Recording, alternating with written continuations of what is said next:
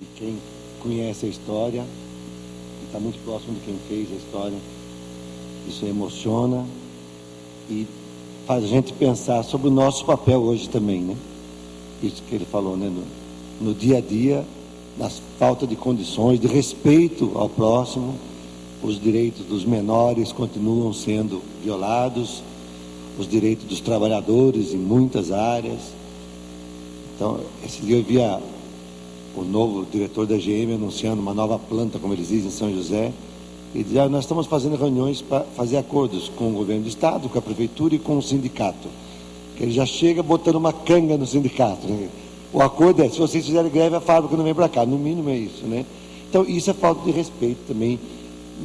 Tem que respeitar o outro como trabalhador, como alguém que tem direitos. E vamos discutir os direitos, né? Vamos negociar. Bom, agora, Dr. Marlon, procurador da República, Ministério Público Federal, tem vários grupos de trabalho. Um deles, o Dr. Marlon faz parte também do grupo que trata das questões indígenas, mas ele está aqui hoje especificamente porque faz parte do grupo Memória e Verdade, que é um grupo que também investiga esses fatos da nossa história mais recente, né? Que tem uma outra característica, não é como uma comissão, como o Marco Aurélio falou, né? Então, o doutor Marlon vai nos colocar um pouco. Obrigado por sua presença no Jacareí, doutor. Boa noite. Boa noite. Bem, primeiro, meu caro Alberto, muito obrigado pelo convite. Alô? Convite que eu atribuo, evidentemente, apenas à circunstância de ser colega da Maria, a quem eu deixo o meu mais forte abraço. E queria dizer, Mário Sérgio, que esqueci o que eu ia falar depois de ouvi-lo. Eu tinha preparado aqui uns arrazoados e tal, e vou esquecer basicamente tudo que eu passei a semana preparando para essa palestra, porque como parte de uma geração que nasceu durante a ditadura, que não resistiu à ditadura, vivia a infância na ditadura, não tinha militância política, não precisaria ser um cara de esquerda ou um cara de direita. Por acaso vim parar no Ministério Público Federal por um destino ou uma paixão que depois se revelou, mas não fui para o Ministério Público Federal por nenhuma escolha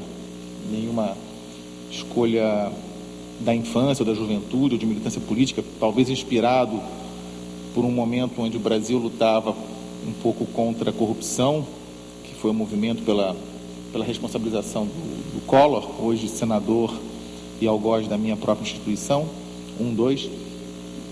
Escolhi essa carreira e um dia caiu na minha mesa. Eu exercia a nobre função de procurador regional de direitos do cidadão, que tem que cuidar dessas questões de direitos humanos em geral no estado de São Paulo, e caiu o pranto, na forma de uma representação, de uma família que reclamava que o Estado brasileiro não conseguia lhe devolver os restos mortais de seu irmão.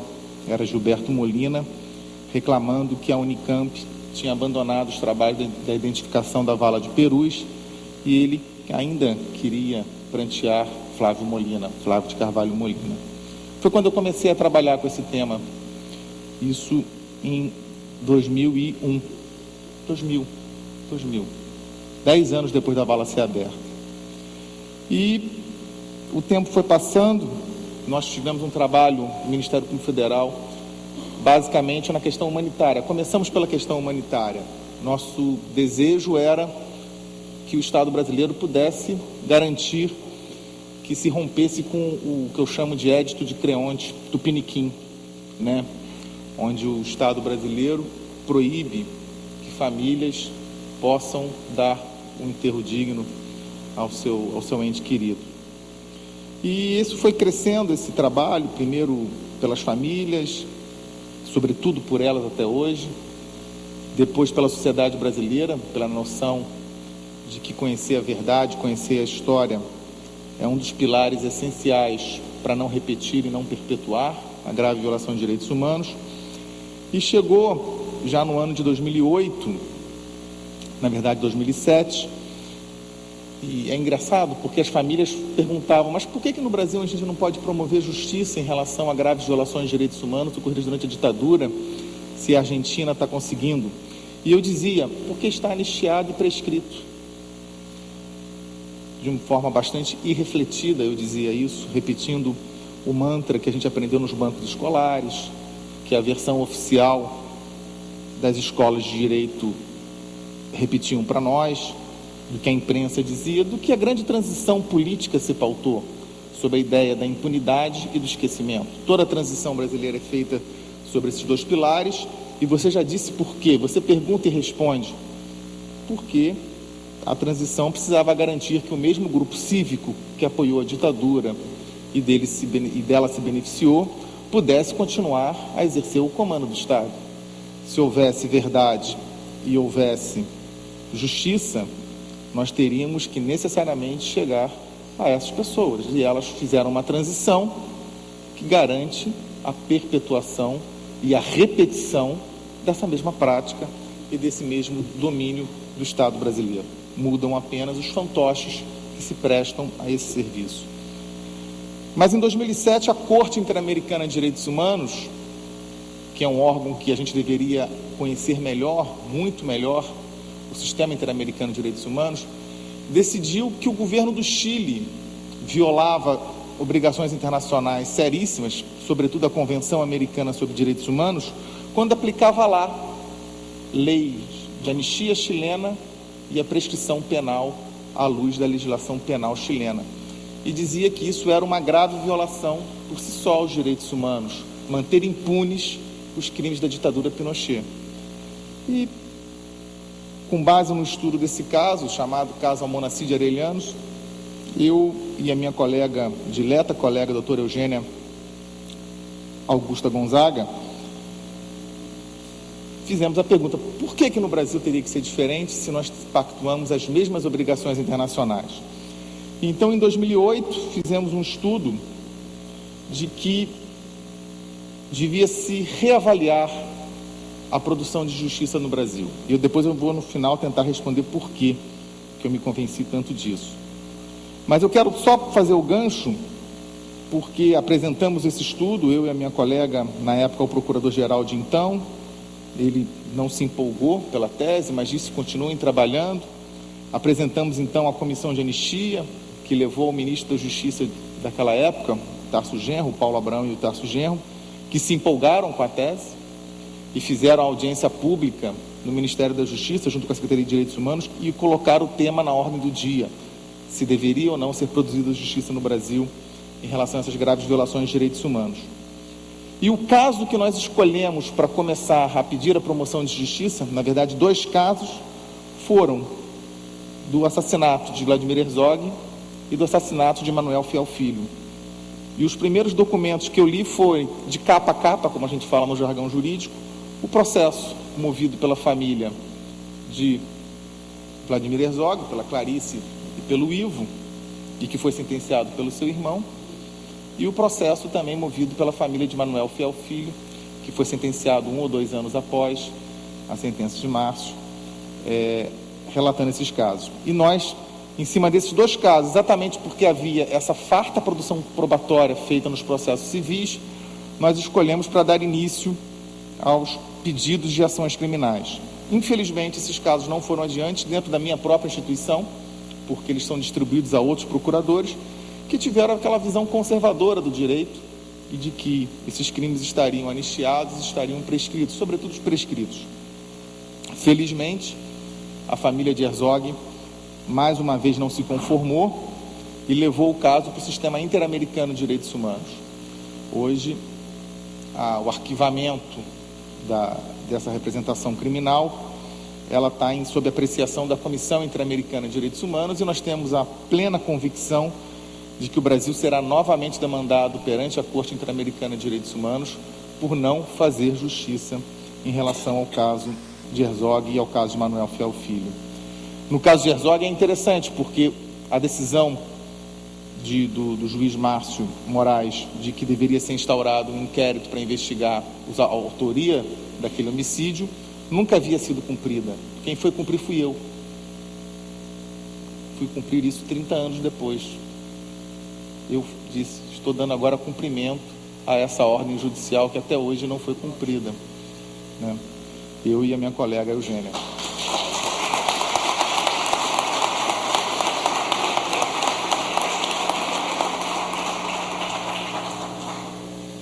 Mas isso tudo para a gente poder, eu queria, o tema da minha reflexão era sobre esse entrave que nós ainda temos. Eu falo ainda com otimismo. O deputado Adriano Diogo sabe que eu, não tanto quanto ele, sou teimoso em algumas coisas, a gente insiste, vai tentando encontrar buracos na represa da impunidade para poder derrubar essa muralha, e imaginamos que um dia essa corrente d'água virá abaixo, porque nessa história toda, depois daquela discussão política que foi promovida dentro do governo, a OAB Nacional resolveu levar ao Supremo Tribunal Federal um pedido de revisão, de reanálise do valor da lei de anistia, a famosa ADPF 153. A ADPF é um palavrão jurídico, arguição de descumprimento de preceito fundamental, é uma questão jurídica, é um instrumento para você levar ao Supremo Tribunal Federal discussões de temas de relevância constitucional sobre direitos fundamentais. E a OAB pedia que fosse reconhecido pelo Supremo que não se poderia ter dado uma anistia para autores de graves violações a direitos humanos. E nós estamos aqui falando da tortura, da execução sumária, do desaparecimento forçado, das violências sexuais, desses crimes que são reputados, pelo menos desde a Segunda Guerra Mundial, como crimes contra a humanidade, quando praticados pelo Estado dentro de um padrão sistemático e de perseguição generalizada a segmentos da sociedade civil. Pois bem, o Supremo Tribunal Federal, numa decisão, com todo respeito, desastrosa, insensível, autoritária, entendeu que sim, que o Congresso Nacional Brasileiro teria tido legitimidade para conceder anistia a perpetradores de graves violações aos direitos humanos em 1979, e que o Supremo Tribunal, no século XXI, não podia rever essa decisão que fora supostamente uma decisão política legítima, num Congresso onde os deputados eram cassados, onde apenas 2 anos antes havia tido o pacote de abril de 77, a instituição dos senadores biônicos, onde o medo imperava, onde a votação foi feita com o exército cercando o Congresso Nacional, ou seja, e vem falar de um pacto político legítimo que teria autorizado aquela interpretação, aquela criação dessa norma. Pois bem, mas por sorte nossa, os familiares, e sempre eles, Adriano, porque o Estado brasileiro nunca fez a sua parte, agora talvez esteja começando a fazer um pouquinho, os familiares tinham já batido a porta da Comissão Interamericana de Direitos Humanos pela questão dos desaparecidos do Araguaia. Desde 1982 eles esperavam uma decisão da Justiça Federal Brasileira que obrigasse o Estado brasileiro a revelar o paradeiro e as circunstâncias das mortes de 71 guerrilheiros no Araguaia. E como a Justiça Federal Brasileira não dava essa resposta, eles foram à Comissão Interamericana de Direitos Humanos e em 2009, a comissão apresentou um caso à Corte Interamericana de Direitos Humanos. E a Corte Interamericana de Direitos Humanos, em 2010, no mesmo ano em que o Supremo julga a DPF, aliás, é muito curioso porque o Supremo nem sempre é muito rápido nesses processos. Quando a Corte Interamericana marcou para o mês de maio de 2010 a audiência para discutir o caso, o Supremo Tribunal Federal rapidamente marca o julgamento para 2 semanas antes. E pela primeira vez na história, o Supremo Tribunal Federal não conclui o julgamento no dia e marca a sessão seguinte para o dia seguinte, quando normalmente se remarcava para 1 semana, 1 mês, alguma coisa assim, era adiado o julgamento. Depois eles estão até cumprindo esse precedente para outros casos, mas foi a primeira vez, curiosamente, E tudo numa tentativa de esvaziar esse processo na Corte Interamericana. E a Corte Interamericana de Direitos Humanos solta. Eu participei dessa audiência na Costa Rica, nesse caso, também não sem algumas dificuldades internas. E a Corte, quando faz a sua decisão em novembro, diz de forma muito clara de que já havia se pronunciado anteriormente e diversas vezes sobre o tema e que não encontrava fundamentos para afastar de sua jurisprudência. E disse, abre aspas, o tribunal reitera que são inadmissíveis as disposições de anistia, as disposições de prescrição e o estabelecimento de excludentes de responsabilidade que pretendam impedir a investigação e punição dos responsáveis por graves violações de direitos humanos, como a tortura, as execuções sumárias, extrajudiciais ou arbitrárias e os desaparecimentos forçados, todas elas proibidas por violar direitos inderrogáveis reconhecidos pelo direito internacional dos direitos humanos. E disse que as disposições da Lei de Anistia Brasileira que impedem a investigação e sanção de graves violações de direitos humanos carecem de efeitos jurídicos. Em consequência, não podem continuar a representar um obstáculo para a investigação dos fatos do presente caso, nem para a identificação e punição dos responsáveis, nem podem ter igual ou similar impacto sobre outros casos de graves violações aos direitos humanos consagrados na Convenção Americana, ocorridos no Brasil. Ou seja, disse que a decisão não era só para o Araguaia, mas era para todos os casos praticados durante a ditadura militar brasileira. Hoje, no campo da justiça, o nosso grande desafio é fazer o Brasil cumprir essa sentença do chamado caso Gomes Lund ou Guerrilha do Araguaia. Por incrível que pareça, há ministros do Supremo Tribunal Federal que rapidamente correram à imprensa para dizer que essa sentença era um ato meramente político, não era um ato jurídico, não era um ato que vincularia o judiciário brasileiro, o Estado brasileiro. Numa interpretação típica dos anos 40, quiçá, se moderna for. Porque é a própria Constituição brasileira que diz, por ato do povo brasileiro em 1988, pós-ditadura, que o Estado brasileiro deveria participar de cortes internacionais de direitos humanos. É a própria Constituição brasileira que diz que os tratados internacionais firmados pelo Brasil, como a Convenção, devem ser cumpridos. E é a própria Convenção, agora, a Convenção Americana que diz, e o Brasil assinou essa Convenção de boa fé, sem ser compelida, sem ser forçada, dentro do seu processo constitucional, de que os Estados partes se comprometem a cumprir integralmente as decisões dos casos em que forem partes.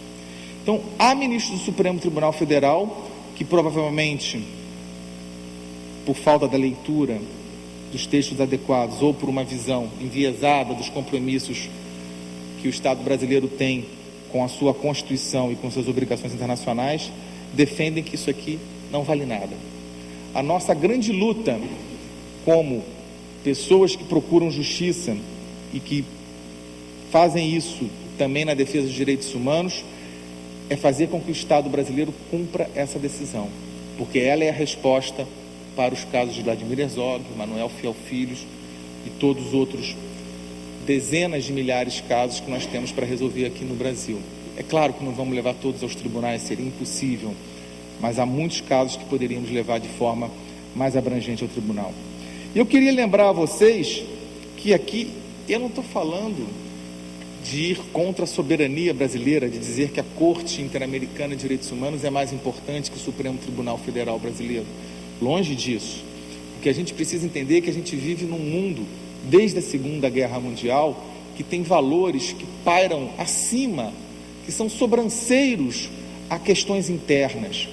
Porque a comunidade internacional conseguiu reconhecer que, às vezes, um Estado não tem a força política e jurídica suficiente para poder enfrentar suas correntes internas mais conservadoras ou perpetradoras de violações de direitos humanos e precisa, então, de um estatuto internacional que ajude nessa missão.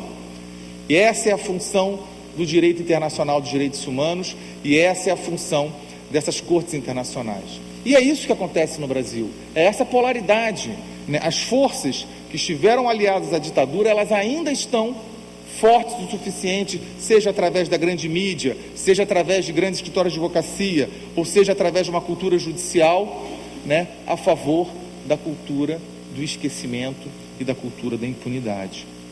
E quando nós falamos dessas providências todas, nós estamos, sobretudo, reforçando dois princípios, ou um princípio que é o norte da chamada justiça transicional, que é o princípio da não repetição, que, aproveitando aqui a fala do deputado Marco Aurélio, né, eu digo que é também o princípio da não perpetuação, porque não é um problema só de repetir graves violações de direitos humanos, é um problema de perpetuar, tal e qual mencionado em alguns dos casos pelo senhor e, sobretudo, no caso de Pinheirinho.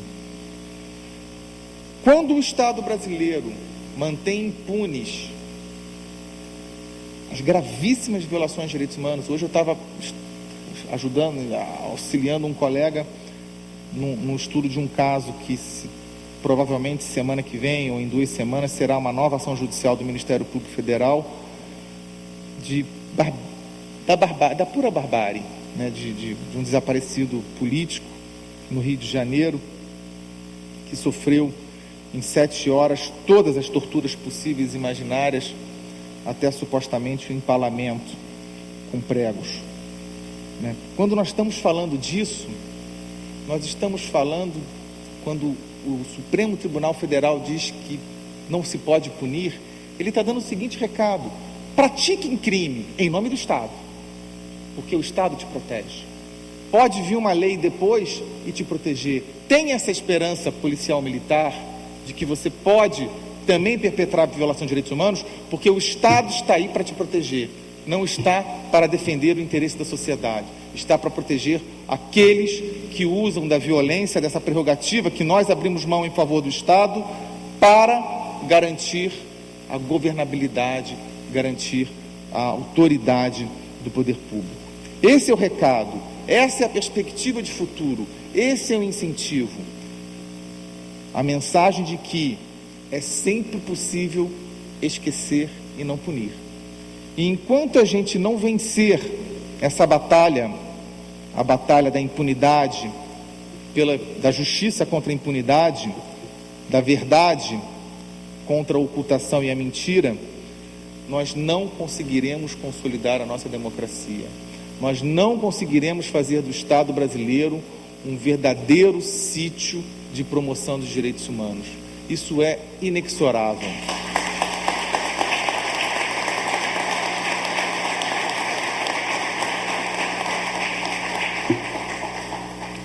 Hoje eu sou plenamente convencido, plenamente convicto de que nós precisamos atuar em todas as frentes, na verdade, na memória, na reparação, mas não podemos tolerar que a justiça fique sendo uma espécie de moeda de troca para o conforto dos perpetradores de violações de direitos humanos, de graves violações de direitos humanos, e daqueles que estimularam e se aproveitaram do Estado autoritário. Muito obrigado.